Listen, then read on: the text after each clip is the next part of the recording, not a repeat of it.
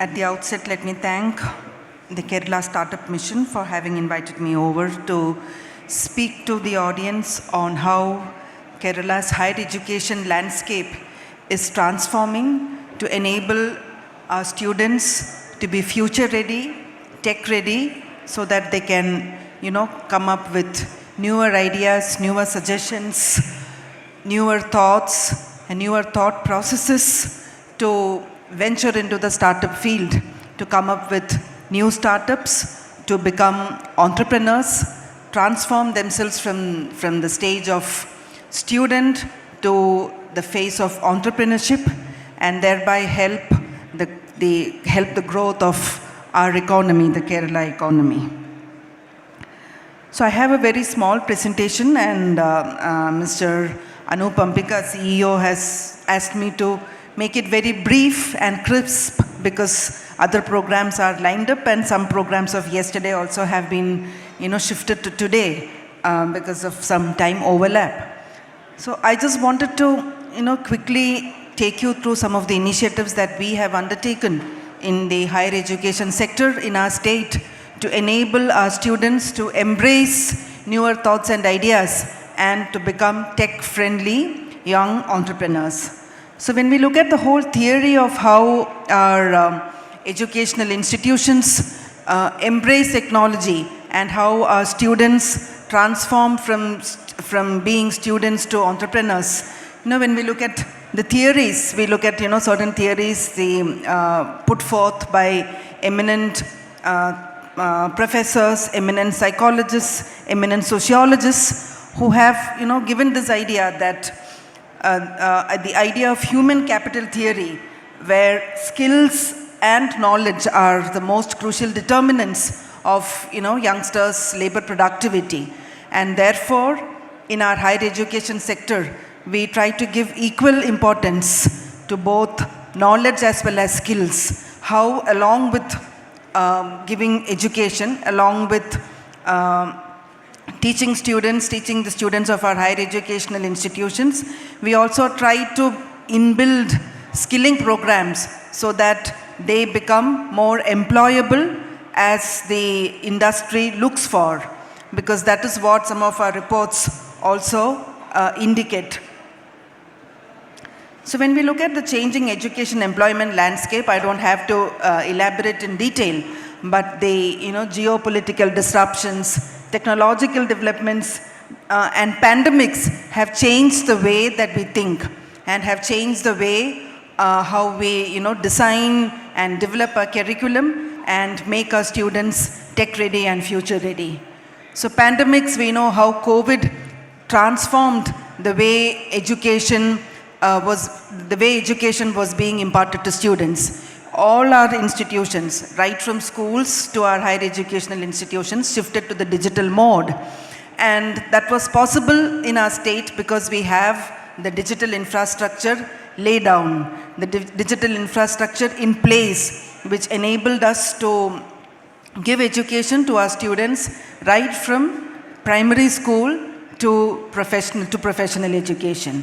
And therefore, the pandemics like COVID also brought in the culture of innovation in biomedical engineering, in sciences, in human sciences, in biological sciences, tried to bring the link between biology and chemistry, biology and biochemistry, why we need to invest more in science, why we need to invest more in newer discoveries in science. Therefore, we gave more funds to our Institute of Virology in Trivandrum. We have other labs associated or attached to our institutions which do cutting-edge research on biological matters, and we also realize that we need to invest more in pure science research. Geopolitical disruptions, with the Trump's tariffs and the newer developments in the US and the newer restrictions on H1B visa, etc. The opportunities which used to be available in the Western world may get reduced. We do not know how, the trade negotiations, are finalized between our country and the US. So therefore, the possibility that youngsters, engineers, young graduates, young managerial graduates may have to stay back and invest more in newer startups, in newer ventures, also is a possibility. Therefore, the changing, these developments have actually triggered the requirement for making our education and our curriculum up to date with the changing global scenario and the changing developments in the technological front. So the Future of Jobs report of the World Economic Forum has rightly mentioned how robots and AI are set to transform businesses, set to transform industry, set to transform the way that industry works. And this report mentions, in fact, that AI and IT technologies, would transform perhaps 86% of businesses by 2030. So therefore, our industrial units ready to take on or ready to invest more in the newer technologies that are required currently. The Future of Jobs report again mentions how some jobs may not be required in the coming years, say like jobs like, secretarial assistants or cashiers, ticket clerks. We ourselves know how Indian Railways has shut down many of its reservation centers because most of us have shifted to the digital world to book railway tickets. So similarly, jobs in huge demand, big data specialists, fintech, the fintech area, medtech area. So are we investing sufficiently in the higher education sector in these new areas, in these emerging areas, in these core areas, so that our students would be able to take on the newer challenges as they step out of their educational institutions? This is a picture that I took from the OECD Learning Framework for 2030. And this also mentions how the interplay between knowledge, skills, and the right attitudes and values will help our students if they, venture into the startup world, if they venture into setting up a company, if they venture into the entrepreneurial field. So how can our curriculum be, suitably designed in such a way that there is, the right interplay between knowledge, skills, and attitudes and values is taken care of. So as I mentioned earlier, the main comment or the main lament that the industry has is that our students, when they graduate from our institutions, are not readily employable. So the India Jobs report, India Skills report of 2023 had in fact mentioned that less than 50% of our graduates are employable. So how do we bridge that gap? How do we foster industry academia linkage to reduce that employability gap? So this is just statistical data, the population projection of our country for 2036. So we find that this is from the NHM database. So we find that the bulge from the 10 to 15, 10 to 20 age group, that bulge would be shifting to the middle-age sector, and also in the senior citizen bracket, as the longevity of life is increasing, our people would be living for more years. So do we have jobs or do we have trained workforce to cater to the requirements of an aging population? How do we have, or are we encouraging startups or entrepreneurs in the care sector? Do we have trained manpower to attend to senior citizens staying alone? In fact, the other day I was attending a workshop in South Korea on the care economy, and there they have, what they presented was that they have developed AI tools to monitor the well-being of senior citizens staying alone. So if somebody has not, had his cup of tea at 8 a.m. or he has not taken his morning medicines on time, there are some AI alerts which would reach, a company which is monitoring the well-being of senior citizens staying alone. So we also maybe we may perhaps have to think how as our society ages, how can we encourage, newer kind of startups who would be able to work in the care sector. So how do we capitalize our demographic dividend and transform our students to a tech-friendly workforce? I don't think I need to go into these details because of paucity of time. But nevertheless, the education employment gap its impact on businesses, impact on the economy and on the individuals. And therefore, in our higher education sector, higher education department, what are some of the initiatives that we have undertaken over the last few years to make our student force future ready and tech ready. So we have launched a series of reforms on the academic side, on the governance side, on the administrative and legal side. We are giving more thrust to skill development. We are giving more thrust to research and innovation. And we have, tried to bring in a system whereby curriculum updation can happen very regularly and not once in 5 years or once in 10 years as it used to be. So therefore, as we train our students to become, tech-trained, a tech-trained group, as we try to transform our students to tech-ready human resource, we also try to improve the capabilities of our faculty through, newer programs for encouraging and promoting research. We try to bridge the digital gap. We try to instill a spirit of innovation and entrepreneurship in our student community, in our higher educational institutions. And in order to foster or strengthen the industry-academia linkage, we have brought in this system of industry in campus. So we have in our engineering colleges, in our polytechnics, we have institutions where an industry would set up a lab, or where the industry would, sponsor the equipments or the facilities in a laboratory, or where they would provide funds for training the students in a newer product that they are developing. So we are also looking at the idea of research parks. In fact, we have a research park called the TREST Research Park, Trivandrum Research Park, which is just outside the campus of College of Engineering, Trivandrum.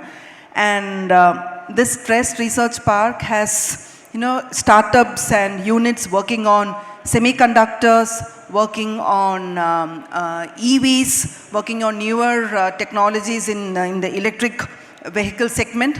And we are looking at, the possibility of expanding or setting up similar research parks associated with other engineering colleges as well.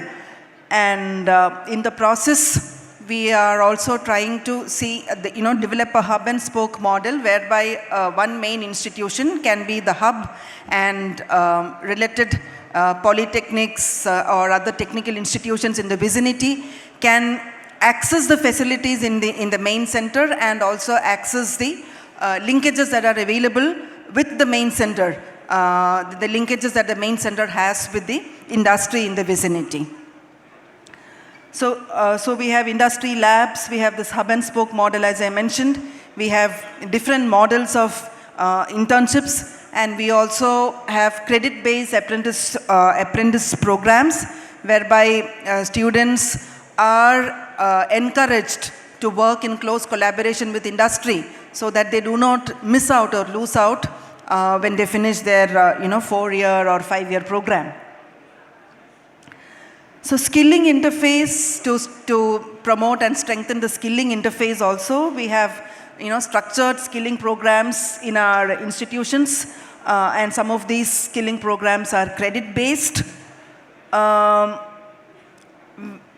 And some other key initiatives that we had undertaken or we had taken up in the recent years, I would come to Centers of Excellence later, but the Erudite scheme is a scheme whereby we have invited Nobel laureates and scientists of repute from international institutions to come to our universities, to talk to our students, to talk to our faculty. So, and stay in our campus, say, for a couple of weeks or a month or so. So, these kind of exercises have enabled us to, inculcate that spirit of inquisitiveness, that spirit of research and innovation in the student and the student community and the faculty as well.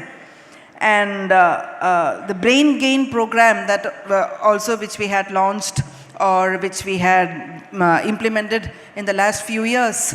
Again, it is a program where we invite our students and faculty who studied in our institutions, went abroad, who have become scientists or experts of repute, and they too come to our campuses, talk to our students, spend time with our students and faculty, and try to promote that sense of or that spirit of research in our institutions.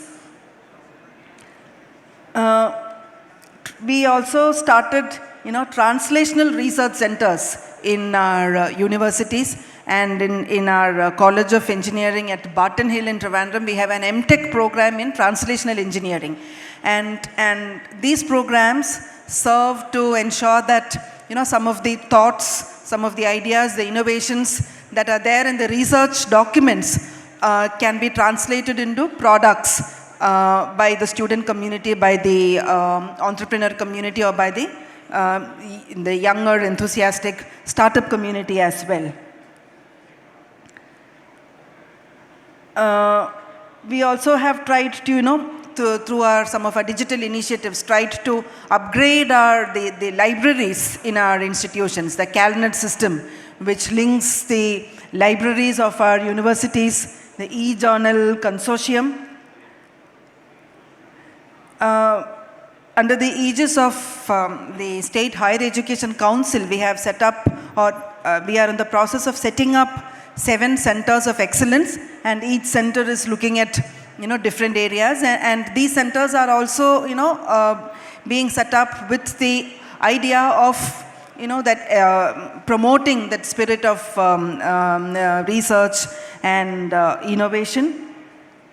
The universities also are setting up centers of excellence. So in the University of Kerala, we are setting up a center of excellence in astronomy and astrophysics.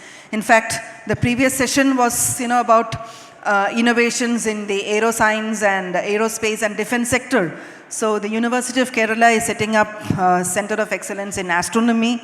Mahatma Gandhi University is looking at ventures in the nanoscience technology, and CUSAT in neurodegeneration and brain health. So these are newer areas, niche areas where we invite researchers from institutions of repute, and they work in close collaboration with our scientific faculty, and thereby promote deep-dived, deep tech research in these newer frontal areas. So I would also like to mention about the facilities that we have in CUSAT, in the Cochin University of Science and Technology, where we recently set up a lab called Tejasvi, Hybrid High Performance Computing Facility. So this is, I was told that, one of the best in the country, and where, facilities for high performance computing are available, and researchers and faculty from other institutions, from other universities can also jointly work or access the facilities in the center to take that research ecosystem forward. So I would skip. So when we look at the skilling ecosystem per se, we have the additional skill acquisition program, a sector 8 company in our state, which is under the aegis of Higher Education Department. We have a Kerala Academy of Skills and Excellence under the Labor Department. So ASAP has 16 community skill parks, and each community skill park looks at a different niche area. So the Trivandrum, the Vizhinjam Community Skill Park provides skill training for youngsters in logistic management, in port-related areas. The Kalamassery CSP would be looking at a different set of areas. And more than 300,000 youngsters have been trained through the ASAP programs. Then the state government is also planning to set up centers for skill development courses and career planning in our higher education institutions. And recently we launched a new portal called the Internship Kerala portal. This was launched in collaboration with Keltron, and this has there are options for different kinds of internship available on this portal. Then in emerging areas like AI, in our engineering colleges, polytechnics, technical high schools, universities put together, we have more than 4,500 seats in subjects related to AI or similar to AI. And our universities are also trying to do more cutting edge research in AI, and we are also trying to set up virtual academies for AI and machine learning in collaboration with the Knowledge Economy Mission as well. In the semiconductor area, as I mentioned earlier, the Trivandrum, the TREST Research Park in Trivandrum has startups working, doing deep dive research on the semiconductor area. And I would like to make special mention of a startup called Netra Semicon, which is working from the TREST Research Park. And in collaboration with the different agencies, the Higher Education Department is trying to give more thrust to research in the semiconductor subject. We are also developing a digital learning platform called K-Learn. This is also, this would also be, once it is fully developed, this would also be a platform where our students of one university would be able to access the lectures and the learning material, teaching material of professors attached to other institutions as well. So this is also all set to transform the higher education landscape of our state. So these were some of the initiatives that I thought I would mention. That initiatives which we have undertaken in the sector. And we hope that, with more students taking up research projects with faculty, going into deep dive research with specialized funding programs for faculty and youngsters to take up research in emerging areas, also, we would be able to, stimulate that ecosystem, the research ecosystem. And the hub and spoke model that I spoke about for linking industry with the academia, linking industry with our educational institutions would also enable or create a system or strengthen a system where our students would be able to transform into young budding entrepreneurs. And the entrepreneurial culture would also be slowly built into the the teaching and learning environment in our educational institutions. Thank you very much for your patience, for your patient hearing. Thank you, and best wishes for all the young startup entrepreneurs attending this program. Thank you.